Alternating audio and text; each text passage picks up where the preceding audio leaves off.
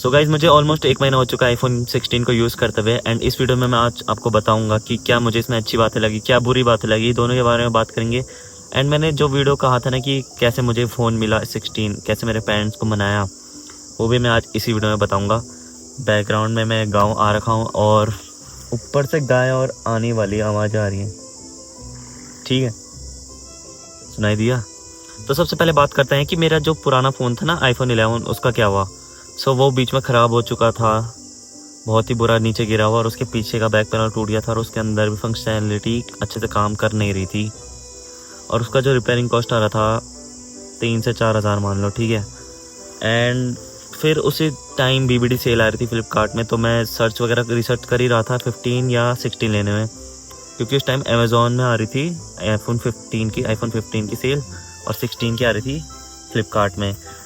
But मुझे एक और चीज़ देखनी थी कि यूट्यूब प्रीमियम आ रहा था फ्लिपकार्ट में BBD सेल में, अगर आप लेते हो ना ब्लैक प्रीमियम, जिसको पता होगा। मैंने फिर वो लिया ब्लैक प्रीमियम, 900 रुपये का होता है। तो उससे होता ये है कि जब आप ब्लैक मेंबरशिप लेते हो तो आप फ्लिपकार्ट को अर्ली एक्सेस कर सकते हो सेल के टाइम। एंड मुझे दिवाली तक वेट नहीं करना था, क्योंकि भाई 11 मेरे पे था नहीं। मैं ऑलमोस्ट आधा महीना बिना फ़ोन के मैंने काटा था, क्योंकि वो फ़ोन तो चल ही नहीं रहा था, ऑन भी नहीं होता था। तो वो तब तक मैंने सोचा था पापा से बोलूँगा कि ये वाला फ़ोन हम रिपेयर करवा देंगे एंड आप तब तक मुझे 15 या 16 दिलवा देना। भाई बहुत मेहनत लगी थी पापा को बनाने में, क्योंकि मम्मी तो मान ही गई थी। बस मम्मी ने कहा था पापा को मना देख लेना, मतलब घर में तो यही होता है, मम्मी मान जाती है, पापा नहीं मानते। तो मैंने पापा को एक रात भाई पूरी बैठ के समझाया, मेरे आगे के प्लान्स, कैसे मैं फ़ोन का इस्तेमाल करूँगा, वीडियोज़ बनाऊँगा एंड आगे के जो मेरा ड्रीम है वो बताया मैंने पापा को। तब जाके पापा ने थोड़ा बहुत समझा, मान तो तभी भी नहीं रहे थे। ऐसे ही करते करते 1 दिन 2 दिन 1 हफ्ते तक मैंने मनाया, फिर एंड में जाके पापा मान ही गए थे। पर पापा ने कहा था अगर 52 का मिल रहा था ना उस टाइम, 52,000 का BBD सेल में, पर क्रेडिट कार्ड नहीं था, तो वरना 48 का पड़ जाता। एंड जिस दिन मैं बैठा था ना सेल से 1 दिन पहले रात में ऑर्डर करने के लिए, भाई वो ऑर्डर कंफर्म हो भी गया था। 2 दिन हो गए थे, उन्होंने कहा था कि आपका यहाँ तक डिलीवर हो चुका है, आगरा से निकल चुका है एंड आपके शहर में पहुँचने वाला है, देहरादून तो उस टाइम, ठीक है। और उन्होंने 12 बजे ही उनका मैसेज आया फ्लिपकार्ट में, जहाँ पे ऑर्डर समरी नहीं होती, वहाँ पे मैसेज आया कि भाई तुम्हारा ऑर्डर कैंसिल हो चुका है। क्यों? किसी पर्सनल उसके रीज़न से, कि पता नहीं डिलीवरी बॉय कहाँ फंस गया, तो उन्होंने कैंसिल करवा दिया।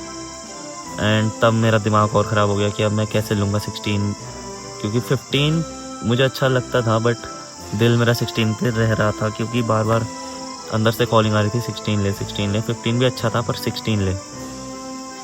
अब मेरा छुट्टी पड़ गई थी उस टाइम सैटरडे संडे की, तो मैं कोटद्वार चले गया था, ठीक है। और उसी बीच मैंने अपना 11 भी बनाने दे चुका था, क्योंकि पापा तो मान गए थे। उसी बीच मैंने अपना 11 भी बनाने को दे रखा था, ठीक है, कोटद्वार में। तो साइड बाय साइड वो बन रहा था, और मैंने एक बंदे से बात करी हुई थी 11 को सेल करने की। दिमाग देख रहे हो, बिजनेस माइंड। तो उस टाइम वो भाई ने 11,000 में लेने के लिए मान गया था भाई। तो वो फ़ोन भी बन चुका था, बट वो फ़ोन जो आ रहा था मेरा 16, वो आया नहीं। ये वाला फ़ोन रिपेयर हो चुका था, और इसका पापा कह रहे थे तो इसी को इस्तेमाल कर, अब नए नहीं लाने। फिर वही बात कि मेरा पूरा समझाया मैंने पापा को, और क्योंकि 11 बहुत ही घिस पिट चुका था, उसकी बैटरी हाल सब कुछ 70 तक पहुंच गई थी, और मेरा वीडियोग्राफी ज़्यादा कैमरे से होती तो और लो होती रहती। तो मैंने पापा को फिर से समझाया, एंड तब जाके पापा और माँ ने थोड़ा बहुत मेरे को सुनाया भी कि तेरे पे लास्ट हम खर्चा कर रहे हैं।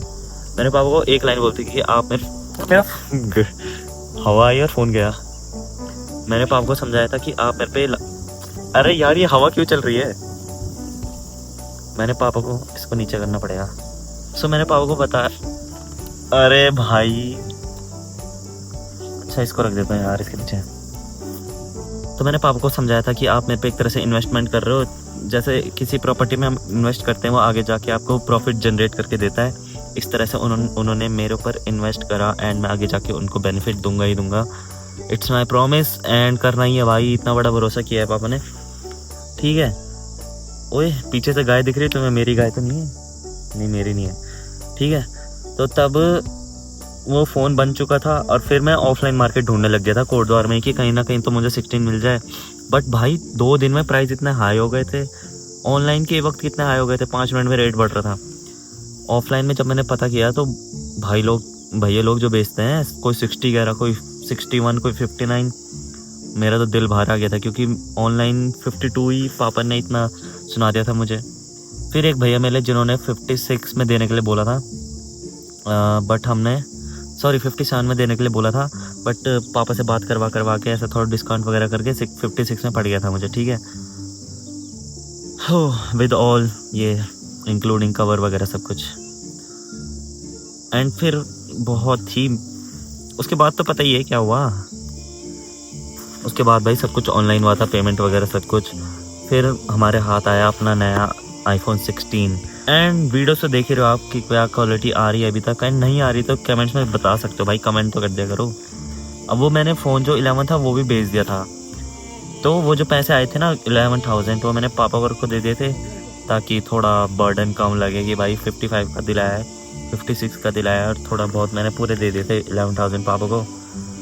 अब बात करते हैं कि जब मैंने 16 लिया, ठीक है, थोड़ा भाई मैं फ्रैंक होकर बातें कर रहा हूँ, मतलब एक ही जगह फ़ोन स्टेबल रख के सिनेमैटिक शॉट नहीं दिखा रहा हूँ क्योंकि मेरे को 1 to 1 टॉक करनी है, और क्या कहते हैं, हाँ कभी कभी ऐसी वीडियोज़ भी आनी चाहिए बीच में, समझ गए। सो गाइस अब बात करते हैं कि जब से मेरे हाथ में 16 आया है तो उसमें मेरे को क्या अच्छी क्वालिटीज़ लगी हैं, क्या नेगेटिव क्वालिटीज़ लगी हैं, क्या नेगेटिव चीज़ें लगी हैं।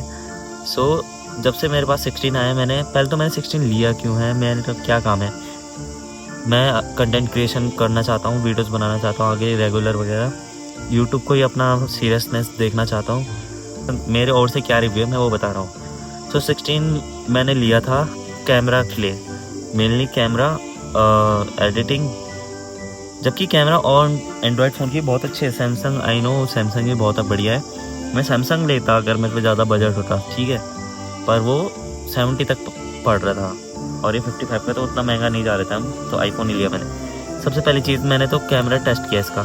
सो 1 महीने से मैंने बहुत सारी macros photos, 1 lens photos, 2x photos, portrait photos, cinematic mode, सब कुछ ट्राई करा। अभी भी सिनेमैटिक से ही बन रही है, देख सकते हो इसकी इतनी अच्छी क्वालिटी आ रही है, ऑडियो क्वालिटी। और इसमें एक अच्छा फीचर है कि आप अपनी क्वालिटी को बदल सकते हो, स्टूडियो, सिनेमैटिक, स्टैंडर्ड, इन फ्रेम, सब कुछ, जो कि 15 में नहीं था। इसलिए मैंने एक तरह से 15 मेरा मन नहीं कर रहा था उसको लेने का, 16 लेने का मन कर रहा था। अब मैं गेम वगैरह तो खेलता नहीं हूँ बिल्कुल भी, क्योंकि आईफोन बोलते हैं कि आईफोन में गेम अच्छा चलता नहीं, क्योंकि मेरे को उससे लेना देना है ही नहीं, गेम अच्छा चले ना चले, क्योंकि मैं गेम तो खेलता हूँ नहीं। दोस्त लोग मेरे अलग परेशान रहते हैं क्योंकि तो गेम तो खेला कर, अमंग अस ही खेला कर हमारे साथ, कुछ स्टम्बल गाइस जैसे ग्रुप वाले गेम खेल लिया कर, लूडो वगैरह।